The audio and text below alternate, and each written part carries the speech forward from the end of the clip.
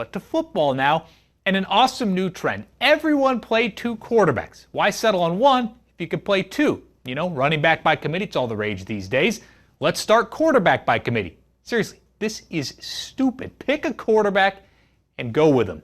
In defense of Notre Dame head coach Brian Kelly, the duo of Malik Zaire and Deshaun Kaiser is far more intimidating than UT's two-headed monster of mediocrity, Tyrone Swoops and Shane Buechele. It's the end of my rant. What this all means is expect to see two fighting Irish quarterbacks against the Longhorns. Kelly said both Zaire and Kaiser will play against Texas. Those are two good options to have at the position. Zaire threw for 313 yards and 3 touchdowns in Notre Dame's demolition of Texas last year. Kaiser started 11 games for the Fighting Irish after Zaire was hurt, tossing 21 touchdowns on the season. You're watching the High School Blitz with your host, Ricky Doyle. Thank you, ladies. It is indeed the High School Blitz, which stops for no man, not even ACL. And so we roll on here on week 6 of the season. Thank you for being with us for the next 60 minutes of high school football. I'm Ricky Doyle. It is a little lonely on set here tonight. Let us show you where my friends are this evening. You are looking live around our coverage area at Dragon Stadium. Joaquin Sanchez is oh, look at Joaquin dabbing for him.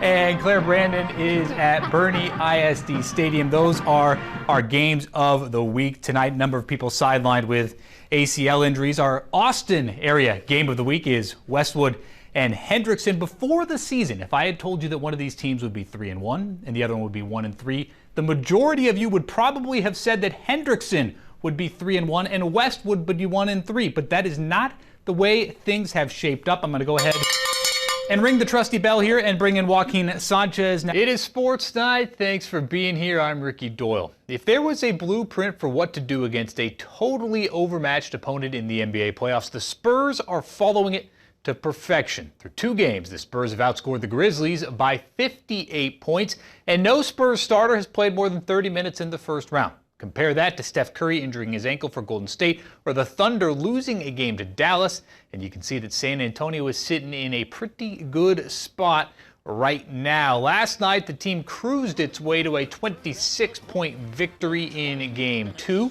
For more on the Spurs before they hit the road for Game 3 in Memphis Friday night, here's Jeff Platt.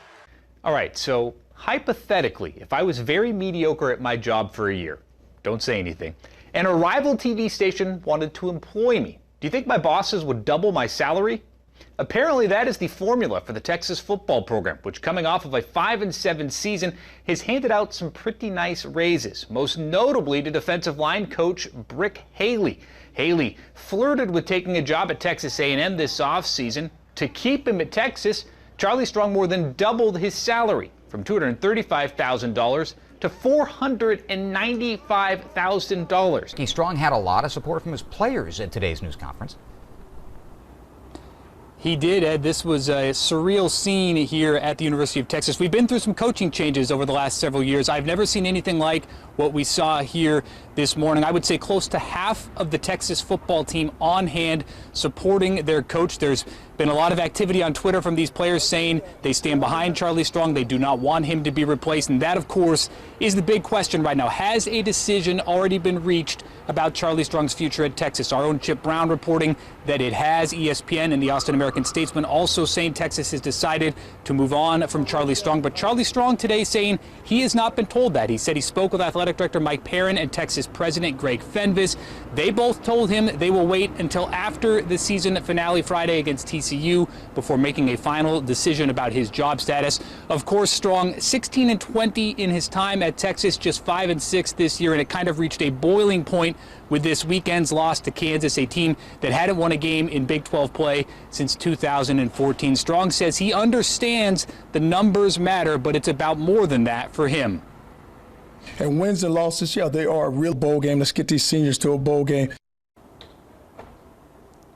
And there is that one game left to be played. It's on Friday against TCU, and it matters. If Texas can win this game, it will get them to 6-6 on the season, which would make them eligible to go to a bowl game. Would it be enough to save Charlie Strong's job? That's hard to say at this point in time, but he does believe it would help. And he was asked point blank, do you think you should be back as the coach at the University of Texas? He said yes. He said he believes a foundation is in place, even going so far as to say he told his players last night this group of guys will win a national championship, and said he really believes that, Ed. Well, no surprise to anybody that Jordan Spieth, one of the biggest fan favorites out here on day number 1 of the Dell Match Play. Thanks for being with us on Sports Night. I'm Ricky Doyle. Travis Raychek will join me in just a minute. Joaquin Sanchez will be along as well. All quiet out here at Austin Country Club now, but it was a fantastic first day of golf. Got a little toasty in the afternoon, but we're certainly not going to complain about spending our day out here watching the world's best golfers in action. Things got started right around 10 o'clock this morning. You see some of the players warming up on the driving range, and for many of them really getting their first look at Austin Country Club. Some of them played a practice round on Monday and Tuesday. Others, like Jason Day, played the course for the very first time today. One guy who certainly had some familiarity with the course is Jordan Spieth, and joining me right now is Travis Raychek. And Travis, you had the tough duty today of walking the course with Jordan Spieth. We paid you for that, but I think a lot of people would have been happy to just do that for free, and they did. Well, there were a lot of people that were walking the course with Jordan Spieth today. By far had the biggest. Sports Night live from Austin Country Club, and the Dell Match Play continues. We've got the place to ourselves now. It's Ricky Doyle alongside Joaquin Sanchez. Nice. It is very nice. It's kind of peaceful now after there were about 10,000 or so people out here earlier today. Joaquin, my golf skills, my golf game is not good whatsoever. I would be a mess trying to play this course, to say the very least. You're a much better golfer than me. But still. And you know how hard this course is.